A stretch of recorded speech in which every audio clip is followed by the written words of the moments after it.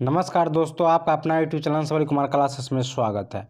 तो आज हम आप लोग के बीच लेकर आए हैं हिंदी हिंदी गोधूली यानी कि क्लास 10 के हिंदी गोधूली यानी कि भाग 2। इसमें एक चैप्टर है जिनका नाम है भारत से हमने क्या सीखा। तो इनका ऑब्जेक्टिव का वीडियो बनकर नेट पर मिल जाएगा आपको, और डिस्क्रिप्शन में भी आपको जो है लिंक मिल जाएगा। तो वहाँ से जाकर आप वीडियो देख सकते हैं। अगर आप इसका सब्जेक्टिव इसमें हम बतला रहे हैं, इस वीडियो में पूरा का पूरा सब्जेक्टिव होगा, और जो भी होगा वो सब बोर्ड मॉडल प्रश्न होगा, यानी कि 100% VVF प्रश्न होगा जो बोर्ड में पूछा जाता है। चलिए हम प्रश्न पर सीधा चलते हैं। प्रश्न है कि भारत को पहचान सकने वाली दृष्टि की आवश्यकता किनके लिए वांछनीय है और क्यों? इसका आंसर देखते हैं। तो भारत को पहचान सकने वाली दृष्टि आवश्यकता यूरोपियन लोगों के लिए वांछनीय है, क्योंकि भारत ऐसी अन्य समस्याओं से भरपूर है जिनका समाधान होने पर यूरोपियन लोग को अनेक समस्याओं का निदान संभव है। यानी कि भारत का जो देखने का दृष्टि है वो यूरोपियन लोगों से वांछित है, क्योंकि भारत में ऐसा ऐसा जुगाड़, ऐसा ऐसा टेक्निक बन चुका है जो कि यूरोपियन लोग देखने से आश्चर्य में पड़ सकते हैं, और उनका अगर उस वहाँ हो जाए तो उनका हर कठिनाई को समाधान मिल जाएगा।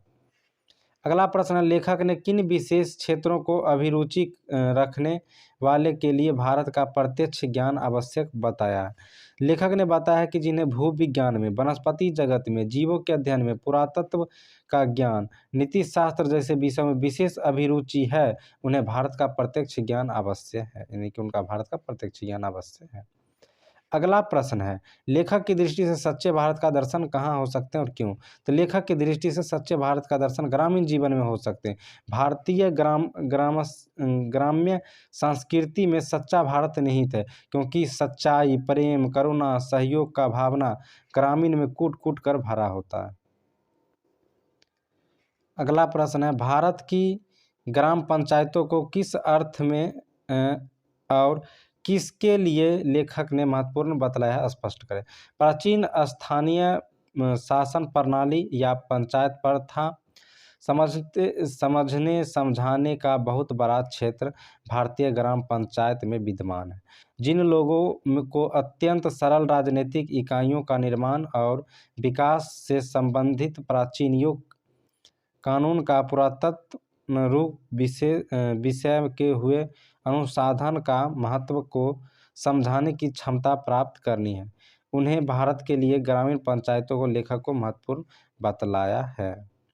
चलिए अगला प्रश्न है, लेखक ने वारेन हेस्टिंग से संबंधित किस दुर्भाग्यपूर्ण दुर्घटना को हवाला दिया और क्यों? तो लेखक ने वारेन हेस्टिंग द्वारा 172 दारिस नामक सोने के सिक्के ईस्ट इंडिया कंपनी के निदेश मंडल की सेवा में भेजे जाने पर कंपनी का मालिक द्वारा उसे महत्व नहीं समझना एवं मुद्रा को गला देना दुर्भाग्यपूर्ण कहा है, क्योंकि यह एक धरोहर था, अन्वेषण का विषय था। अगला प्रश्न है, भारत के साथ यूरोप के व्यापारिक संबंध के प्राचीन प्रमाण लेखक ने क्यों दिखाए हैं? यानी कि भारत के साथ यूरोप के व्यापारिक संबंध में के प्राचीन प्रमाण लेखक ने क्यों दिखाई है, वो आपको बतलाना है। लेखक के अनुसार सोलोमन के समय ही भारत, सीरिया और फिलिस्तीन के मध्य आवागमन के साधन सुलभ हो चुके थे।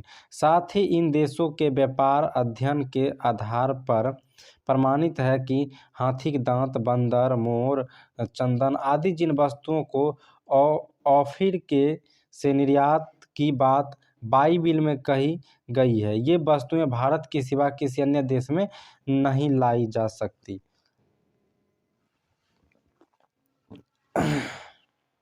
चलिए अगला प्रश्न को देखते हैं। अगला प्रश्न है, भारत किस तरह अतीत और सुदूर भविष्य को जोड़ता है, स्पष्ट करें। भारत अतीत और भविष्य को जोड़ता है। यहाँ मानवीय जीवन को प्राचीनतम ज्ञान विद्यमान है। यहाँ की भूमि प्राचीन इतिहास से जुड़ी रही है। यहाँ की संस्कृत भाषा के द्वारा विश्व को चिंतन की ऐसी धारा में अवगाहन का अवसर मिलता है जो अभी तक अज्ञात थी। अतः यह बीते हुए काल और आने वाले समय के लिए सेतु के रूप में मान्य है। अगला प्रश्न है, मैक्स मुलर ने संस्कृत की कौन सी विशेषताओं और महत्व बतलाया है? तो मैक्स मुलर ने के अनुसार संस्कृत की पहली विशेषता इनकी प्राचीनता है। इसके वर्तमान रूप में भी अत्यंत प्राचीन तत्व भली भांति सुरक्षित है। संस्कृत के मदद से ग्रीक, लैटिन, गॉथिक और एंग्लो सेक्सन जैसे ट्यूरानिक भाषाओं, केल्टिक और स्लाव भाषाओं का विद्यमान समानताओं की समस्याओं को आसान हल किया जा सकता है।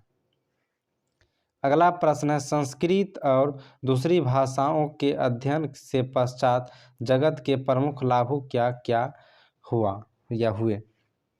संस्कृत और दूसरी भाषाओं भारतीय भाषाओं के अध्ययन से मानव जाति के बारे में पाश्चात्य जगत का विचार व्यापक और उदार बने।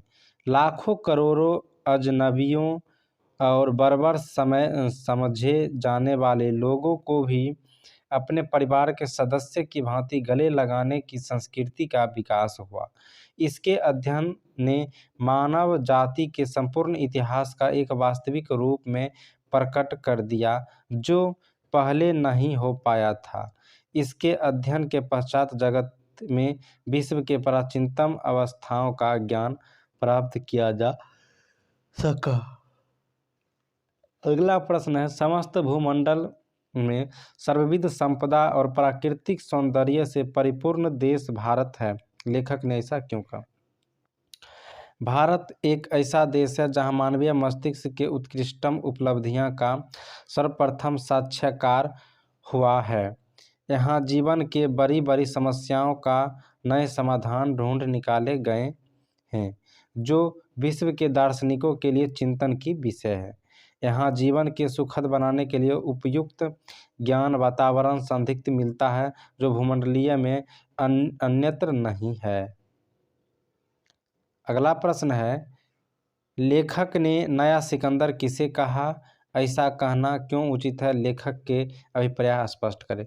लेखक ने नया सिकंदर भारत को समझन, जानन और संपूर्ण लाभ प्राप्त करने हेतु भारत आने वाले नवागतु अन्वेषकों, पर्यटकों और अधिकारों को कहा है। उसी प्रकार आज भी भारतीयता के निकट जानने की नवीन स्वप्रदेशी को आज का सिकंदर कहना अतिशयोक्ति नहीं है, यह युक्ति उचित है। अगला प्रश्न है, धर्मों की दृष्टि से भारत का क्या महत्व है? अथवा धर्म की दृष्टि से भारत का क्या महत्व है? भारत से हमने क्या सीखा? पाठ के आधार पर बताया। भारत प्राचीन काल से ही धार्मिक विकास का केंद्र रहा है। यहाँ धर्म का वास्तविक उद्भव, उसके प्राकृतिक विकास तथा उनके अपरिहार्य नियमारूप से प्रत्यक्ष परिचय मिलता है। भारत वैदिक धर्म की भूमि है। बौद्ध धर्म की यह जन्मभूमि है। पारसियों के जरथुल धर्म का यह शरण स्थली है। आज भी जहाँ नित्य नए मतमांतर प्रकट और विस्तार होते हैं, इस तरह से भारत धार्मिक क्षेत्र में विश्व के आलोचित करने वाला एक महत्वपूर्ण देश है। अगला प्रश्न, लेखक के नीति कथा क्षेत्रों में किस तरह अवदान कार्यान्वित किया है? लेखक ने बताया है कि नीति कथाओं के अध्ययन क्षेत्र नवजीवन का संचार हुआ है। समय समय पर विविध साधनों और मार्गों द्वारा अनेक नीति कथाएं पूर्व से पश्चिम की ओर प्रभावित रही हैं। अगला प्रश्न है, लेखक वास्तविक इतिहास किसे मानता है और क्यों? लेखक किसी विषय के भूल उद्गम स्रोत तक पहुँचने को उसके वास्तविक इतिहास मानता है, क्योंकि वहीं उस विषय का मौलिकता, उसका विकास तथा उनके शाखाओं, प्रशाखाओं तथा जीवन मूल्य ज्ञात होता है तथा उनका अध्ययन फलदायी होता है। अगला प्रश्न है और अंतिम प्रश्न है कि लेखक ने नीति कथाओं के क्षेत्र में किस तरह भारतीय अवदानों को रखी किया, तो ये अभी तुरंत ऊपर में आप देखे थे। तो वीडियो आप लोगों को अच्छा लगा होगा तो लाइक ज़रूर करिएगा, चैनल पर नए चैनल को सब्सक्राइब कर लीजिएगा। हम फिर मिलते हैं अगले वीडियो में।